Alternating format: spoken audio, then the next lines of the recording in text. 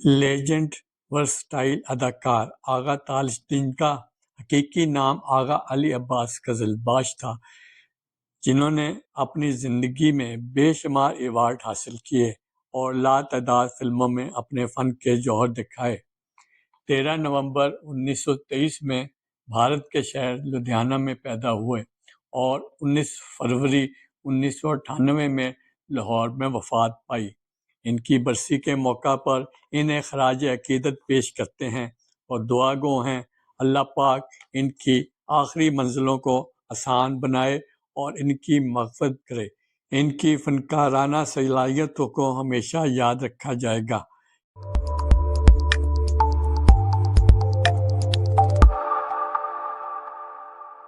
बिस्मिल्लाहिर्रहमानिर्रहीम। अस्सलाम वालेकुम व्यूअर्स, मैं हूं सैयद आफ्ताब रिजवी। सैयद आफ्ताब रिजवी चैनल में आपको खुशामदीद। एक छोटी सी रिक्वेस्ट करता चलूं कि हम वीडियोस जो हैं बड़ी मेहनत से बनाते हैं, आपके लिए बड़ी बड़ी दूर आके बनाते हैं, तो एक छोटा सा काम ज़रूर कर लीजिएगा। वीडियोस पसंद आए तो सब्सक्राइब ज़रूर कर लीजिएगा, शेयर और लाइक करना भी ना भूलिएगा। 19 फरवरी 1998 को उनकी वफात हुई और लाहौर में दफन हुए। लेजेंड अदाकार आगा तालिश जिंदगी पे गुफ्तगू करेंगे।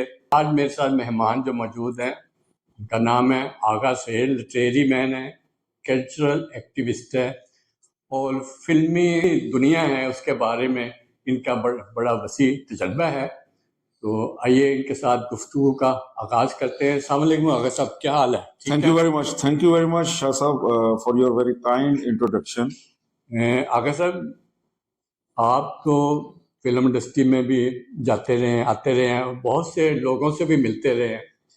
आज जो हम गुफ्तगू कर रहे हैं आज तालिश का, जी, उनका असल नाम तो आगा अली अब्बास कजलबाश था। ऐसे और वो भारत के शहर लुधियाना में पैदा हुए और वहीं से उनकी जिंदगी का जो फिल्मी कैरियर है वहीं से वो बम्बई चले गए। जी। तो क्या कहना चाहेंगे आगा तालिश के बारे में? शाह साहब, गुजारिश ये है कि एक्टिंग के बारे में एक स्कूल ऑफ थॉट है जिसे कहते हैं मेथड एक्टिंग। तो ये मेथड एक्टिंग में हॉलीवुड से लेके लॉलीवुड तक और लॉलीवुड से लेके हम अगर बॉलीवुड की बात करें तो बड़े सगीर में जो दो चार बड़े मेथड एक्टर्स हुए हैं, दिलीप कुमार साहब उसमें सफ़ा अव्वल के मेथड एक्टर हैं। मैं ये समझता हूँ कि पाकिस्तान के अंदर दो ऐसी नायाब किस्म की फिल्म इंडस्ट्री में शख्सियात आई हैं जिन्होंने मेथड एक्टिंग की है, यानी वो अपने आप को उन्होंने रोल में जज़ब कर लिया। और उनमें एक अलाउद्दीन हमारे एक्टर थे और एक आगा तालिश। इनकी आप 50 साल पूरी कैरियर देख लें, इसके अंदर आपको इस कदर इन्वॉल्वमेंट नजर आती है आगा तालिश की कि मैं समझता हूं कि वो अपनी जात में मुकम्मल एक मंझे हुए एक्टर थे। जो रोल भी किया इतना खूबसूरत, इतना इम्पैक्टफुल, इतना मीनिंगफुल किया है कि वो आज भी देखने वालों के औजान में जिंदा है। ये आगा साहब बिल्कुल ठीक कहा कि उनके 50 के करीब ऐसी फिल्में थी जो कि सुपर हिट ना हो सकी शुरू में, लेकिन उसके बाद जो फिल्में हिट होना शुरू हुई तो वो पे पूरी कतार लग गई। ऐसे ही तो वो उनकी खूबी ये थी कि जो उन्हें किरदार दिया जाता था वो उसमें बिल्कुल डूब जाते थे, जज़ब हो जाते, इन्वॉल्वमेंट ऐसे ही महसूस होता था कि वो यही शख्स है। उन्होंने विलन का किरदार किया, उन्होंने एक्स्ट्रा का किरदार किया, ऐसे और उन्होंने उर्दू फिल्मों में काम किया, पंजाबी फिल्मों में काम किया और बिल्कुल जजमेंट नहीं होती। तो बड़े वैसे भी देखा जाए वर्सटाइल थे। और दूसरी बात यह कि बड़े वो सुलझे हुए बंदे थे और मतलब के बोलने में बड़े शाइस्ता थे। देखिए, मैं ये एक्टिंग को एक और बहुत बड़ा क्रेडिट जाता है शाह साहब, वो ये है कि एक्टिंग जो है वो इंसान की जो जिस्म है वो इसमें इन्वॉल्व नहीं है। अगर जिस्मानी खूबसूरती इन्वॉल्व हो, मतलब मैं आपको एक इंडियन अभी रिसेंट मिसाल देता हूँ कि सोहराब शुक्ला एक एक्टर है, वो उनका जिस्म तो इन्वॉल्व ही नहीं हो रहा। वो मोटे और होंठ भी और कलर भी जो भी है और मेरी तरह गंजे भी हैं, लेकिन क्या एक्टर है वो। तो आगा तालिश भी एक बड़ी खूबसूरत जसामत के मालिक थे। और लेकिन जो जो रोल उन्हें मिल जाता था, मिसाल के तौर पे मैं समझता हूं कि ब्रिटिश कॉलोनियल जो ब्रिटिश है उसका जो वो ब्रिटिश अगर उन्होंने कोई जर्नल या कर्नल का रोल किया है जिस फिल्म में भी, वो ऐसी सुपर डुपर हिट हुई है कि मैं बता नहीं सकता। मसलन आप जरका में देखें उनका रोल जो, और ये अमन में जो रोल है उनका, वो एक लाफानी रोल है। मैं नहीं समझता कि आगा तालिश के अलावा वो कोई रोल कर सकता था। दो चीजें थी आगा साहब के पास, एक उनकी आवाज में जो मॉड्यूलेशन और जो खर्च थी, हाँ, गरज गरज गरज ओ बनता है। माय हाँ, गॉड, ऐसी गरज। और दूसरा उनके एक्सप्रेशंस। और फिर जब इतना बड़ा एक्टर हो तो फिर वो जो है ना आपकी फिजिकल फिगर्स वो पीछे हो जाते हैं। देखिए उनके फेस इंप्रेशंस के साथ साथ उनका नोट किया जाए तो आई इंप्रेशन जो था वो वो मुकम्मल अदाकार बड़ा सर, पीक एक पीक एक यूनिवर्सिटी है, यूनिवर्सिटी। University of acting. मतलब आगा तालिश साहब तो सर वो, उनको हमने ना सिर्फ उनकी फिल्में देखी हैं, उनसे सीखा है। और उनका तलफ़ुज़, ये भी एक बहुत रोल। अच्छा, अब ये देखे नॉर्मली पंजाबी या लुधियाना जो भी अ, उनकी वो थी, वो यानी नॉर्मली कहा जाता है जी इनकी पंजाब यानी इनकी पंजाबियों की उर्दू इतनी अच्छी। आगा साहब ने अगर नवाबों के रोल किए हैं तो कमाल, वो आप अंजुमन से शुरू हो वो जाए ऐसे और लगता था वो कोई हकीकत में नवाब है। हकीकत में नवाब है। हकीकत में अगर वो कोई फौजी बने हैं तो हकीकत में फौजी है, फौजी अगर अंग्रेज बने हैं तो हकीकत में हकीकत में अंग्रेज गए। है। ये होती है मेथड एक्टिंग सर। और दूसरा, कभी शायर बन रहे, अच्छा कॉमेडियन भी बहुत अच्छे थे उनकी, बहुत सारी यानी कॉमेडी पे फिल्में। जी जी। और फिर उनकी जोड़ी अलाउद्दीन के साथ भी थी, क्या वो फिल्में।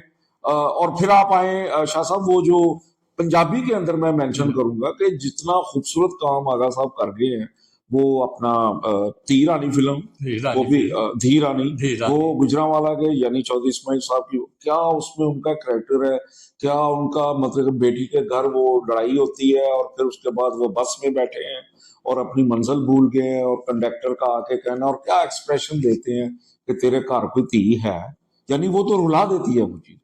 और दूसरा वो इश्क नचावे गली गली, पता है, मैं क्या बताऊं कि वो, अच्छा विलन भी थे देखे, विलन वर्सटाइल एक्टर, ऐसे जैसा यानी कहीं विलनिश रोल है वो भी किया उन्होंने, और कहीं कॉमेडी है, कहीं नवाब बने हुए हैं, कहीं आम सादा है जी, और बाप बनना तो उन पे एंड था।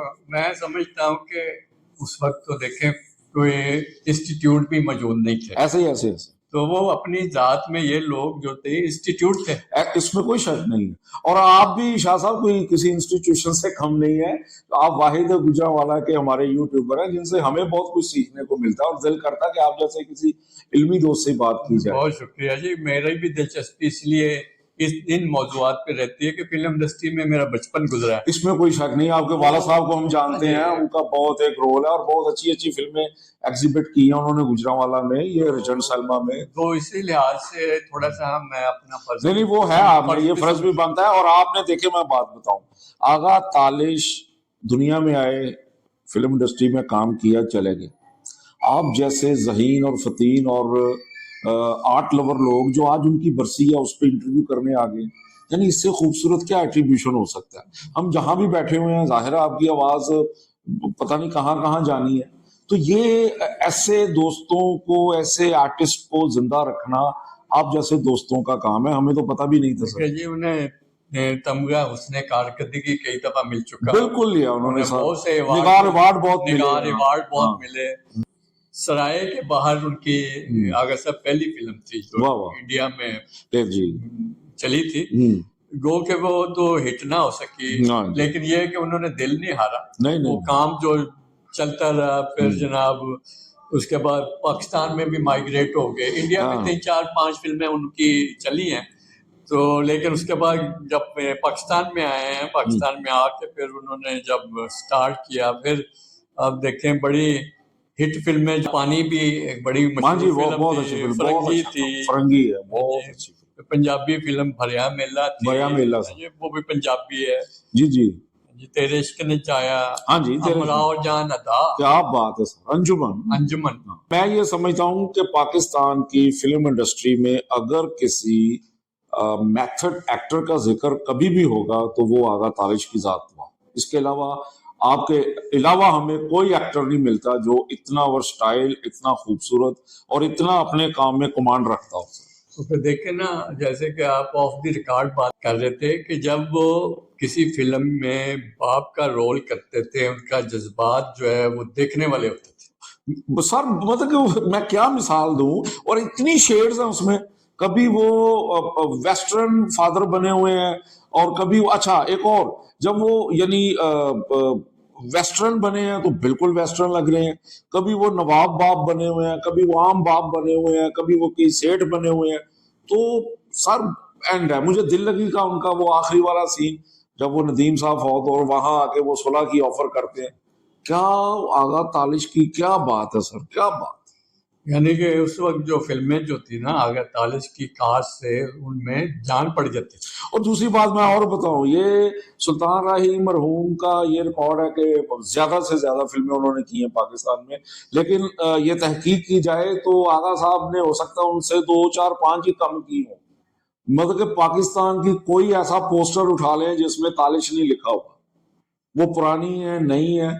तो ये भी उनकी एक यानी क्वालिटी तो थी, लेकिन क्वांटिटी भी उनकी बहुत ज्यादा है। उनको जितना भी खराज तहसीन पेश किया जाए वो आज के कम दिन के हवाले से, बिल्कुल उनका तो वो बड़ा कम है। ना ना और तो बिल्कुल जाहिर है कि चाहने वाले बिल्कुल बेशुमार हम दुआएं कर बेशुमार रहे हैं, हैं, पाकिस्तान गॉड ब्लेस में हिज सोल, और खुदाए दुआएं कर करीम रहे हैं, उनकी मगफरत करे जी। मगफरत करे जी। सब एक आखिरी सवाल ये है कि आज के दौर में आप देख लें, फिल्म इंडस्ट्री बिल्कुल तबाही के ऐसे ही है सर, दाने पे। ऐसे ही ऐसे ही।